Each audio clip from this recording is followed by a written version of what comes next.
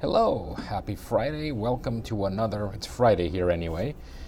Welcome to another episode of your Follow-Up Guru. Today is called Name Your Day.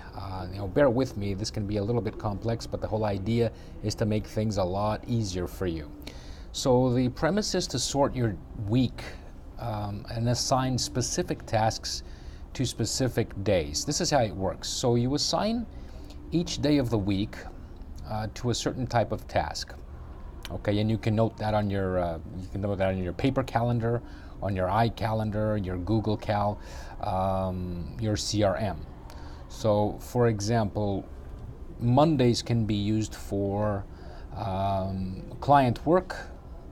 Tuesdays can be used for connections and exposure activities. Wednesdays can be used for follow-ups. Thursdays can be used for more client work, or maybe for face-to-face meetings. Fridays can be used for operations and all the boring stuff. Now, in your CRM, you have several tasks. Beginning today, not tomorrow, you begin this today. Each time that you create a new task, you will label it with a classification. That's why you should use a CRM for this, because otherwise you're writing that on paper. And if you're using a CRM, put a task, and for example, a task that is called James Kinder. You label that task as follow-up. Another one, send proposal to Abercrombie and Blair. That is a sales or a documentation task. That's the classification. Another task would be write the blog. That is a content classification or a creative classification. You get the picture, right? So the tasks that are urgent and you don't want to classify them for a specific day, you want to handle them today, well, you create them today, you leave them today, or you move them for tomorrow. They don't have to be put anywhere specifically. The idea is that each new day you're in, you're dealing predominantly with that type of tasks. So your weekday flows a lot better because you're doing the same types of tasks on Mondays, the same types of tasks on Tuesdays, and so on. And it's better to work in an assembly line where each task is related to the previous one rather than have everything bunched up together. So it's a more restful week, and you do a limited amount of work too.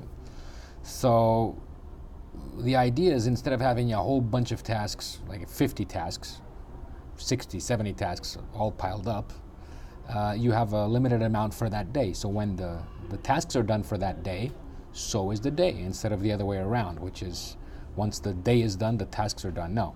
Once you finished all the work for that day, you feel productive and you finish your work day.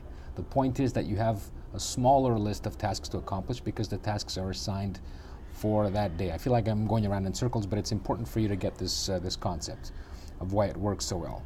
So let's just say if you don't finish all your, what if you don't finish all your tasks for example, for Thursday? You don't have time to finish something.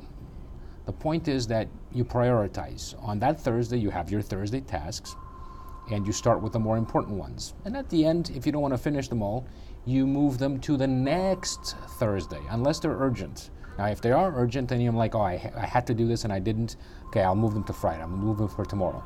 But chances are, this is what I've been noticing, that your Thursday tasks, the ones that you want to leave, 2, 3, or 4 tasks that you don't want to do, you can actually do them next Thursday, so a week from now.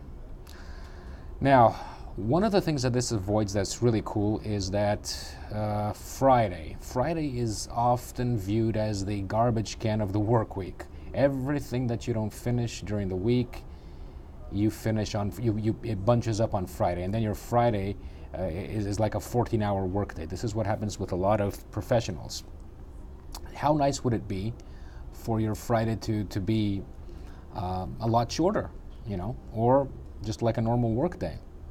So this has the amazing effect of making you more productive, but also making you feel more productive. They are two separate things. You'd be amazed at the amount of people that are actually pretty productive. I look at what they've done, and they do 80-90% of what they're set out to do. They're pretty productive, but they feel unproductive. So this is not good for your mind. It is not good for your body. By doing this system that I'm advising you, suggesting you for you to do. It makes you feel productive and be productive, or be productive altogether when you're not. So the long-term effect is that, for example, every Monday, like going back to an example, every Monday you're moving a certain task to the next Monday, and the next Monday, and the next Monday. What I mean by that is that you might find that certain Mondays or Tuesdays, whatever the day is, there's a certain task that you never finish, and you move them to the next Monday. You get to that Monday, you move it to the next Monday. Pretty soon, what happens is that you realize you can erase that task altogether. So instead of having an unimportant task constantly being mixed in with all the tasks, making your schedule busier, you move these tasks until you just put them on the shelf altogether.